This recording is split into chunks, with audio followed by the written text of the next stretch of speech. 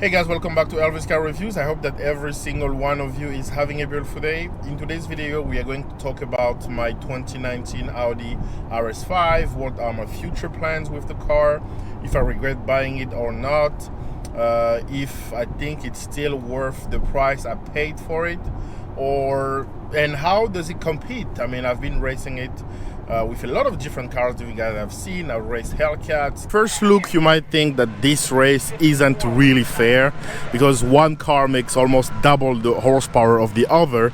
But let's go over the spec one car at a time. Let's start with the Audi RS5. Now, this car comes with a 2.9 liter twin turbo V6, making only 450 horsepower and 443 pound-feet of torque. If you live in Europe, that's 600 Newton meter. The only advantage I have on this car is that it has all-wheel drive, so that might help me get off the line quicker. Let's move to the Hellcat. The 2016 Dodge Charger Hellcat.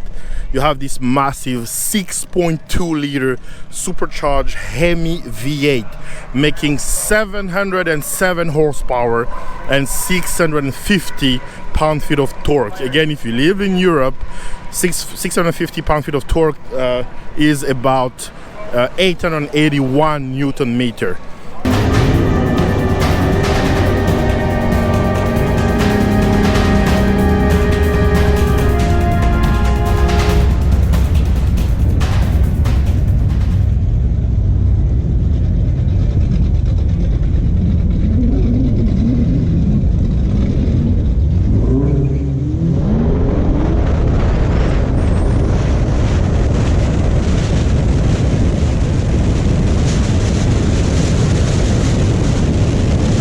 Catback, Mustang, pretty much most of the current enthusiast vehicle, and I'm still scheduling new races and stuff like that, so I will tell you a little bit about what I think about this car. Now, to just start this video, I want to talk about whether or not I'm gonna modify this car. You see, it is a great car. It also is a very expensive car, not just to buy, to maintain, to repair and stuff like that. I mean, maintenance isn't a big deal. I mean, when you buy it, you have like a couple services from Audi if you buy it brand new, and then after that, the oil change, they assume you will only do it, you will only drive like 10,000 miles or less a year, so it's once a year. But if you drive over 10,000 miles a year, you will have to do oil changes multiple times, so you pretty much after 10,000 miles. Now, there is a friend of mine, a fellow YouTuber actually, who also has the Audi RS5. He's one of the reasons why I bought mine, because I loved watching him gap a few cars and stuff like that. Unfortunately, recently he actually tuned the car. I think it was stage 2 tune. It was a dyno tune though, I mean, when the car was stock, the best he was able to get was a 0 to 60 time of 3.8 seconds, even though Audi claimed 3.9, and I was able to get 3.7. So the harder it is, the less performance. The colder it is, the better performance, just because it's twin turbo, and if you know anything about boost, when it's colder outside, it's good if you are boosted. So he recently bumped, because this car stock makes 450 horsepower, I think 443 pound-feet of torque, something like that, and he pretty much boosted his car. He had the downpipe and dyno tune and all those things, and the car was now making 550 to the wheel on all four wheels. And he does something on his channel where he kind of compete for a 0 to 60 time. And so he really wants to get like the best one. He tried it out, and he had a 2.9 second 0 to 60. I mean, I would have been happier with that. I mean, 2.9, that's hypercar territory basically. But you know, he wasn't satisfied with it. So he pretty much tried to launch it as hard as he could, and he broke a diff. And it was like $12,000 to repair. I mean, that was a massive repair there, because he had to take the transmission and stuff like that. He broke the diff and something else, I don't remember, but it was like $12,000 to repair. I mean, if that was a Mustang, he probably would not have spent half. So that's really, I mean, granted, he really went very, very hard on the car, tried to launch it, tried to get it perfect, because his goal is to reach pretty much 2.50 to 60, which, I mean, that's a lot to ask, but, you know, if he made 700 horsepower, yes, because RS3 with 700 horsepower, I mean, I've seen one getting a 2.1 second 0 to 60, so it's doable, but you have to have, you know, all the component to support the build. So I was pretty scared when I saw that. I mean, $12,000, that's literally buying a whole Honda or a whole, you know, S5 S197 V6 Mustang, or you can even get like 08 05 to 2010 Mustang GT for $12,000.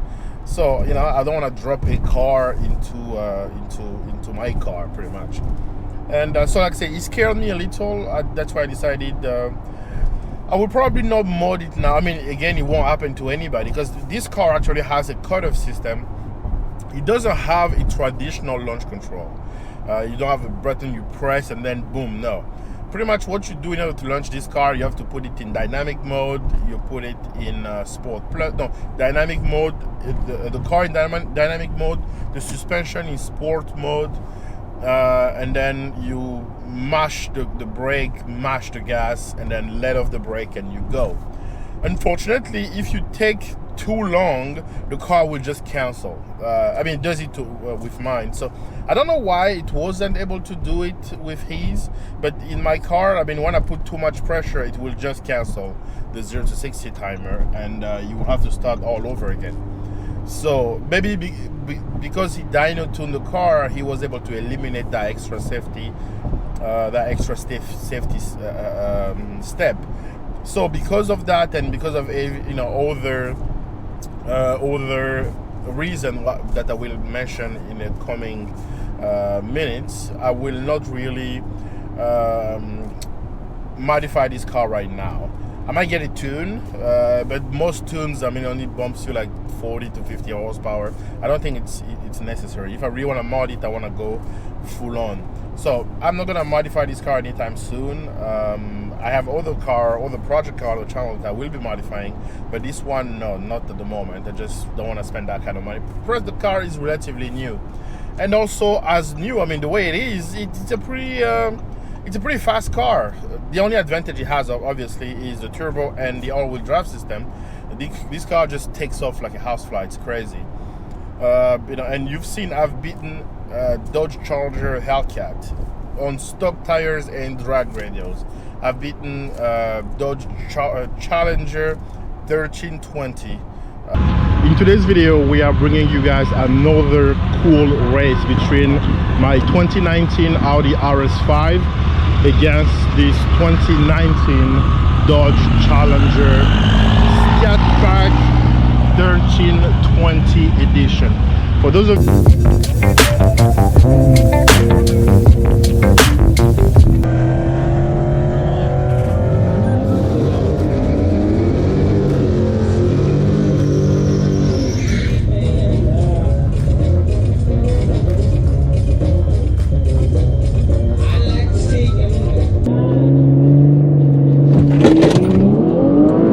okay.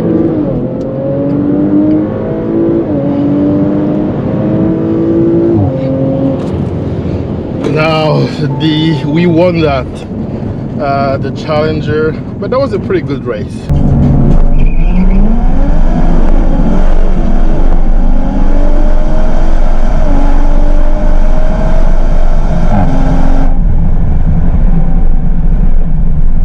From a dig, I beat a Cadillac CTS-V making over 600 wheel horsepower.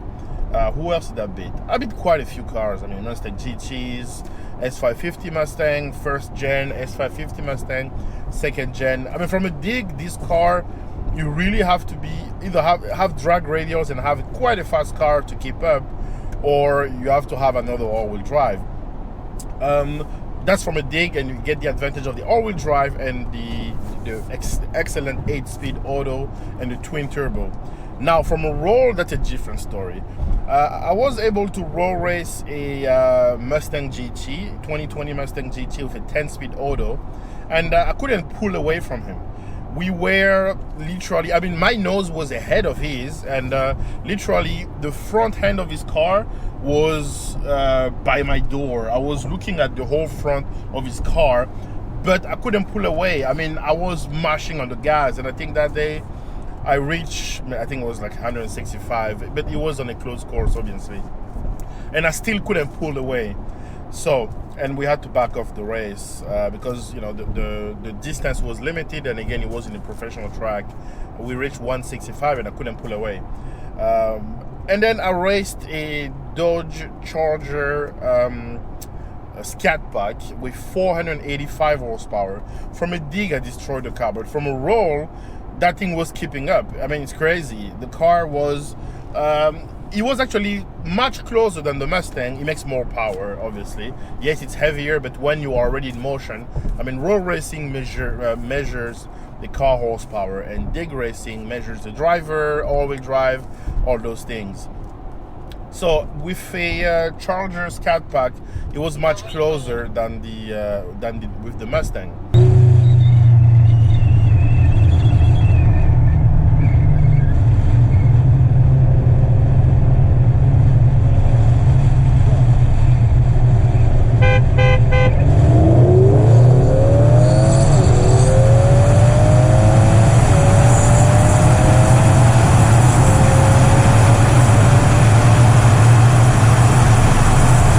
So, I mean, it's hard to justify. Yes, it only makes 450 horsepower, but this car is over $70,000 MSRP, and that's with no option whatsoever. If you get into options, I mean, it's a $100,000 vehicle. But the Audi could have given it for the price. I mean, they could have given it the same engine as the RS7. I mean, the 4-liter twin turbo. This car feel like it needed 600 horsepower from the get-go. I mean, the twin turbo V6 is just not a very good application for this car. It's my opinion. They would have. I know Audi switched from V8 to V6 so they can make the front end a little lighter. I get it, but I mean, and also this car is not primarily a drag car. It's meant to be enjoyed all around. It's meant to be enjoyed all around, so I understand why they went a little bit mild with the car, but I think in future Audi, please give this car a 4-liter twin turbo V8. I mean, it deserves 400 horsepower. And again, you try to save some weight. This car weighs 3,900 pounds. I mean, where's the saving? Yeah, the V8 might, you know, I've weighed like 4,000 pounds or something, but come on, I mean, for 100 pounds you deprive us of a V8.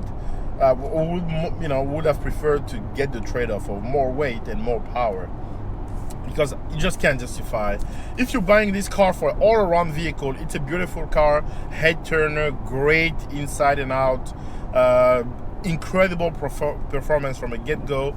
But again, if I'm gonna pay $80,000 just so a cocky Challenger owner or Camaro SS owner can keep up with me from a roll, I mean, you understand that it's a little frustrating, really.